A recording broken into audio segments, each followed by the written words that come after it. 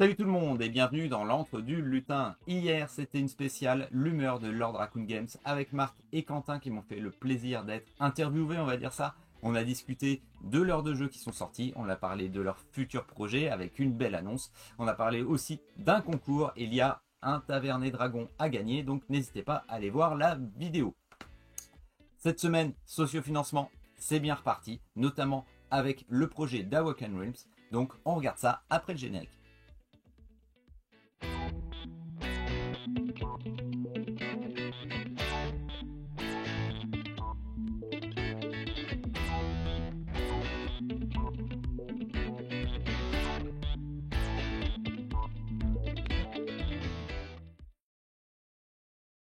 Le gros sociofinancement de la semaine, c'est lui. Et pourtant, c'est Awaken Realms Light. Tout le monde fait cette analogie et je ne vais pas m'en priver car en effet, nous allons chasser, attraper et entraîner des créatures à la façon d'un Pokémon, mais dans un univers un peu plus sombre, ça reste une belle palette comme l'affectionne Awaken Realms. Un jeu solo d'aventure, si vous voulez jouer à deux, vous prendrez des décisions ensemble et ce sera lors de certaines phases que vous jouerez vraiment chacun. Le jeu me paraît léger côté gameplay, mais cela correspond à l'esprit qui est voulu, cohérent, et au bout d'un moment, on ne cherche pas avec un tel univers une campagne de 100 heures avec un livret à la Tinted Grail. Là, il s'agit de 12 scénarios dans lesquels nous allons devoir construire nos decks, un petit côté jeu de cartes à collectionner avec des cartes que vous découvrirez en booster dans l'édition spéciale pour donner un petit goût encore plus prononcé de Pokémon. En bonus pendant la campagne, un mode 1 contre 1 avec des arènes et un mode roguelite hors campagne, donc en campagne de jeu en tout cas, uniquement pour du gameplay pur. Oui, j'ai parlé d'édition spéciale car il existe deux versions. Une version de base à 55$ qui ne comprend pas de figurines mais des standees acryliques, ou la version édition spéciale pour 119$ avec figurines, jetons acryliques, un classeur et des cartes dans des boosters plutôt qu'en enveloppe. N'oubliez pas, Awaken Realms n'inclut plus les taxes et il y aura les frais de port. Je pense que la version de base suffit amplement, mais si vous aimez les figurines, je pense que la version Sundrop n'est vraiment pas dans l'esprit coloré des créatures, pensez-y. Dans le monde de Ice, l'éditeur d'Isway revient avec le jeu Thunders, toujours dans ce monde fictif, enneigé, froid, glacé, géré par des guildes. Ce nouveau jeu est le préquel de l'histoire de Ice, avec des aménagements autour du foyer qui servira de fondation à cette communauté. Un jeu de pose de tuiles, toujours avec une touche graphique assez poétique, des objectifs qui changent à chaque partie pour le scoring, des tuiles composées de 3 triangles recto-verso que vous choisirez chez un adversaire. Chaque joueur sera un fondateur avec une compétence asymétrique et le côté tactique me semble présent plus que ce que l'on peut entrevoir en disant que ce n'est qu'un jeu de pose de tuiles, notamment grâce aux cartes objectifs, mais cela reste un jeu plus léger que son prédécesseur. Jouable à 3 minimum car il y a des alliances cachées, un jeu de 3 à 6 joueurs pour des parties de 30 minutes. Autant j'aime l'aspect brut et pastel des tuiles et plateaux, autant je ne suis pas fan des cartes objectifs et du système de sleeve qui me semble sans âme graphiquement alors que c'est un élément central du gameplay. La VAT est inclus et les frais de port à 12€ pour la version de base dont le prix est de 35€.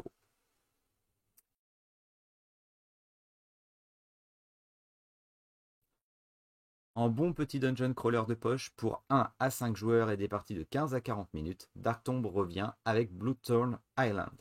Le premier opus avait une réputation de jeu difficile pour les combats, mais cela semble rééquilibré d'après les réponses aux commentaires. Je pense que c'est avant tout un jeu qui se prête au solo, et pour avoir hésité à la précédente campagne, je suis bien titillé par le projet. Alors oui, la vision d'ensemble des cartes qui servent de tuiles n'est pas épique, mais cela reste un petit jeu qui a gardé un côté épuré sur ses cartes. 20$, la TVA et 9€ de frais de port. C'est vrai que pour un petit jeu de poche, cela peut paraître un peu cher lorsque l'on compare à un jeu de 30€ en boutique et certaines sorties récentes.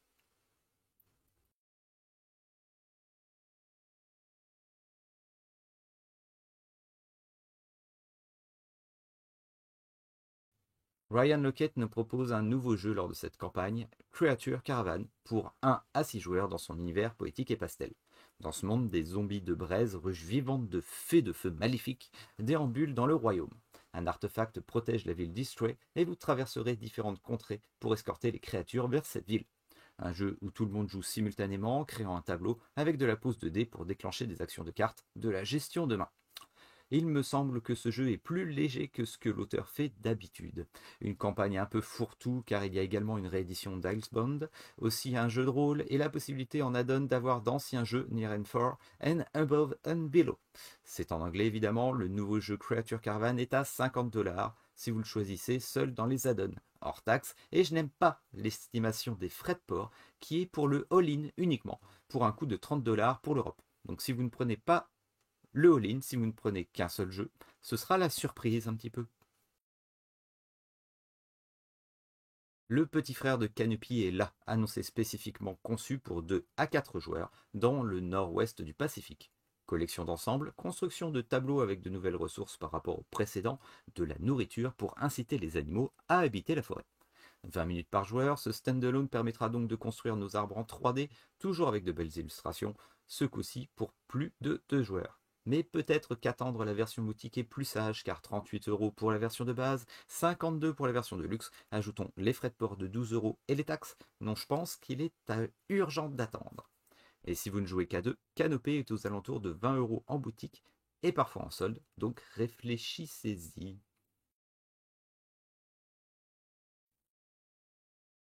Juste pour la signaler, nouvelle saison de Final Girl, la 3e en version originale en anglais forcément.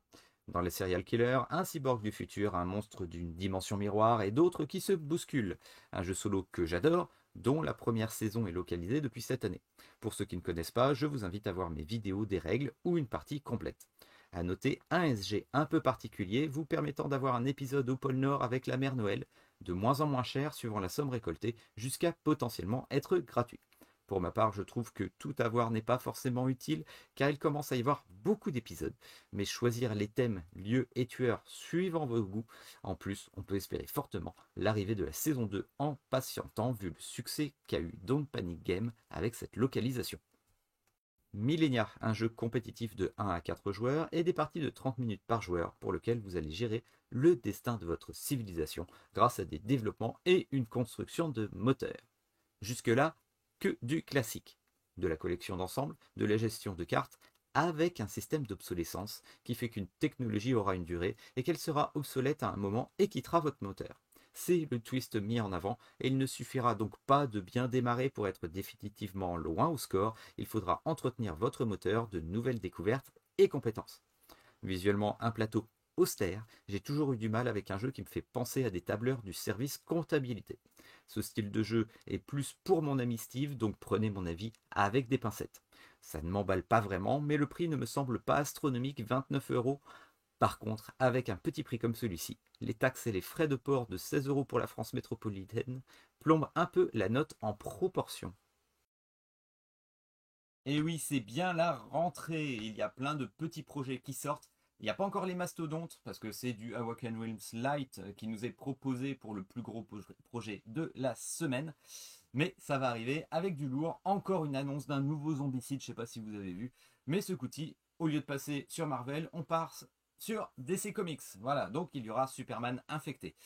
Bon, on va pas les arrêter, hein, voilà, mais bon, outre des projets énormes comme ça, il reste les petits projets, c'est ça qui est toujours intéressant aussi, parce qu'on voit vraiment de l'humain derrière. C'est ça que j'ai apprécié dans ma vidéo d'hier, on a vu de l'humain, et c'est ça qui est bon. Voilà, n'hésitez pas à me mettre des commentaires, forcément il y a des projets qui sont sortis que j'ai pas couverts, donc n'hésitez pas à m'en parler, donnez-moi vos avis, n'hésitez pas non plus à mettre un petit like sur la vidéo, à vous abonner à la chaîne, et puis bon, on se retrouve à la semaine prochaine sur la chaîne, ciao tout le monde.